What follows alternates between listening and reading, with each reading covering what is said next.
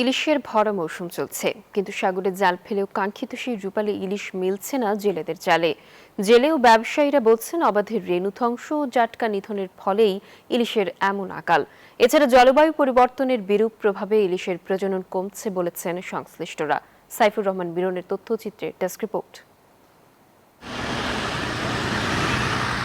আষাঢ় শ্রাবণ মানেই ইলিশের ভরা মৌসুম। এই সময়ে মেঘনা তেঁতুলিয়ার জলে জাল ফেললেই রূপালী ইলিশে ভরে ওঠার কথা জেলেদের নৌকা। সরগরম থাকার কথা মাছঘাট, কিন্তু এবার চিত্র অনেকটাই ভিন্ন। ভরা মৌসুমেও বরিশালের নদ নদীতে কাঙ্ক্ষিত ইলিশের দেখা মিলছে না। ঘন্টার পর ঘন্টা নদীতে থেকেও ফিরতে হচ্ছে অল্প মাছ নিয়ে। জ্বালানি, শ্রমিক ও খাবারের খরচ বাদ দিয়ে গুনতে হচ্ছে লোকসান। মাছ তো আবার একটু পানি টানতে তো 2-1 দিন আর বাড়তে পারে, বাজার আর কমিয়ে দিবে। লোকাল নদী ধ্বংস করছে আর সমুদ্রের ট্রলিং ধ্বংস করিয়া সব শেষ। বিক্রেতা ও ব্যবসায়ীদের দাবি, চাহিদার তুলনায় মাছ কম।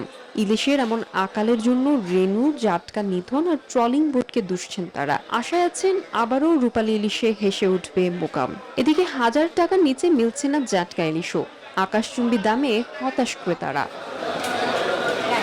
মাছের দাম যেটা দেখতে পাচ্ছি, এটা আমাদের কাছে প্রত্যাশা চাইতে বেশি মনে হচ্ছে, দামটা বেশি মনে হচ্ছে। বেতন ইলিশ মাছ খেলেই চলে যাবে, এটা আমরা এখন কিনতে পারি না। ইলিশ মাছ এখন শুধু দেখার জন্য। এত প্রাইজে তো আসলে কেনা সবার জন্য মুশকিল। সময়ে যে পরিমাণ প্রত্যাশা করা হয় সে পরিমাণ মাছ নাই। সংশ্লিষ্টদের মতে, পানি প্রবাহ কমে যাওয়া, নাব্য সংকট ও বৈশ্বিক উষ্ণতা সহ ডুবোচর ইলিশ সম্পদের উপর প্রভাব ফেলছে।